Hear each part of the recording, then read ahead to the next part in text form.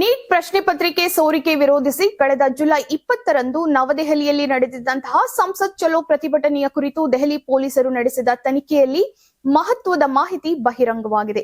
ಪ್ರತಿಭಟನೆಯಲ್ಲಿ ಭಾಗವಹಿಸಿದ್ದವರ ಪೈಕಿ ಹಲವು ಮಂದಿಗೆ ಗಂಭೀರ ಅಪರಾಧ ಪ್ರಕರಣಗಳ ಹಿನ್ನೆಲೆ ಇರುವುದಾಗಿ ಪೊಲೀಸರು ತಿಳಿಸಿದ್ದಾರೆ. ಕಾಕ್ರೋಚ್ ಜನತಾ ಪಕ್ಷ ನೇತೃತ್ವದಲ್ಲಿ ನಡೆದಂತಹ ಈ ಪ್ರತಿಭಟನೆಯಲ್ಲಿ ಸಾವಿರಾರು ವಿದ್ಯಾರ್ಥಿಗಳು ಮತ್ತು ಪ್ರತಿಭಟನಾಕಾರರು ಭಾಗವಹಿಸಿದ್ದರು. ಬಳಿಕ ಸಿಸಿಟಿವಿ ದೃಶ್ಯಾವಳಿಗಳು, ಫೇಶಿಯಲ್ ರೆಕಗ್ನೈಸೇಷನ್ ತಂತ್ರಜ್ಞಾನ ಹಾಗೂ ಡ್ರೋನ್ ಕ್ಯಾಮೆರಾಗಳು ಹಾಗೂ ಸಾರ್ವಜನಿಕರು ಮತ್ತು ಅಧಿಕಾರಿಗಳು ಚಿತ್ರೀಕರಿಸಿದಂತಹ ವಿಡಿಯೋಗಳ ಆಧಾರದ ಮೇಲೆ ದೆಹಲಿ ಪೊಲೀಸರು ತನಿಖೆಯನ್ನ ನಡೆಸಿದ್ರು.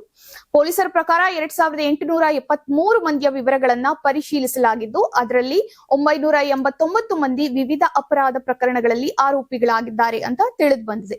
ಇವರ ಪೈಕಿ 101 ಮಂದಿ ಕೊಲೆ ಪ್ರಕರಣಗಳು ಹಾಗೂ 61 ಮಂದಿ ಅತ್ಯಾಚಾರ ಪ್ರಕರಣಗಳಿಗೆ ಸಂಬಂಧಿಸಿದ ಆರೋಪಗಳನ್ನ ಎದುರಿಸುತ್ತಿದ್ದಾರೆ ಎಂದು ಪೊಲೀಸರು ಹೇಳಿದ್ದಾರೆ.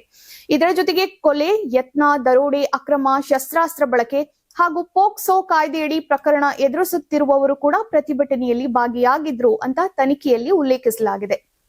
ಪೊಲೀಸರ ಮಾಹಿತಿಯ ಪ್ರಕಾರ ಪ್ರತಿಭಟನೆಯ ವೇಳೆ ಕಾನೂನು ಸುವ್ಯವಸ್ಥೆಗೆ ಧಕ್ಕೆ ಉಂಟು ಮಾಡಲು ಕೆಲವು ಸಂಘಟಿತ ಗುಂಪುಗಳು ಪ್ರಯತ್ನಿಸುತ್ತಿದ್ದಾರೆಯೇ ಎಂಬ ಆಯಾಮದಲ್ಲಿಯೂ ಕೂಡ ತನಿಖೆ ಮುಂದುವರೆದಿದೆ.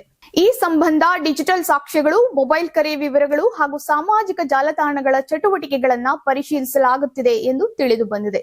ಪ್ರತಿಭಟನೆಗೆ ಸಂಬಂಧಿಸಿದಂತೆ ದಾಖಲಾಗಿರುವಂತಹ ವಿವಿಧ ಎಫ್ಐಆರ್ಗಳ ತನಿಖೆ ಮುಂದುವರೆದಿದ್ದು, ವಿಡಿಯೋ ಹಾಗೂ ತಾಂತ್ರಿಕ ಸಾಕ್ಷ್ಯಗಳ ಆಧಾರದ ಮೇಲೆ ಇನ್ನೂ ಕೆಲವು ಮಂದಿಯನ್ನ ಗುರುತಿಸುವ ಕಾರ್ಯ ನಡೆಯುತ್ತಿದೆ ಎಂದು ದೆಹಲಿ ಪೊಲೀಸ್ ಮೂಲಗಳು ತಿಳಿಸಿದೆ. ಜಂತರ್ ಮಂತರ್ನಲ್ಲಿ ಆರಂಭವಾದಂತಹ ಪ್ರತಿಭಟನೆ ಬಳಿಕ ಸಂಸತ್ ಚಲೋ ಮೆರವಣಿಗೆಯಾಗಿ ಮಾರ್ಪಟ್ಟಿದ್ದು, ಪರಿಸ್ಥಿತಿ ಉದ್ವಿಗ್ನಗೊಂಡ ಹಿನ್ನೆಲೆಯಲ್ಲಿ ಪೊಲೀಸರು ಲಾಠಿ ಪ್ರಹಾರ ಹಾಗೂ ಅಶ್ರುವಾಯುವನ್ನ ಪ್ರಯೋಗಿಸಿ ಪ್ರತಿಭಟನಾಕಾರರನ್ನ ಚದುರಿಸಿದ್ದರು. ಈ ಘಟನೆಯಲ್ಲಿ ಪೊಲೀಸರು ಕೈಗೊಂಡ ಕ್ರಮ, ಬಲ ಪ್ರಯೋಗ ಹಾಗೂ ಪ್ರತಿಭಟನೆಗೆ ಸಂಬಂಧಿಸಿದ ವಿವಿಧ ಅರ್ಜಿಗಳ ವಿಚಾರಣೆ ಪ್ರಸ್ತುತ ಸುಪ್ರೀಂ ಕೋರ್ಟ್ನಲ್ಲಿ ನಡೆಯುತ್ತಿದ್ದು, ಪ್ರಕರಣದ ಮುಂದಿನ ಬೆಳವಣಿಗೆಗಳತ್ತ ದೇಶದ ಗಮನ ನೆಟ್ಟಿದೆ.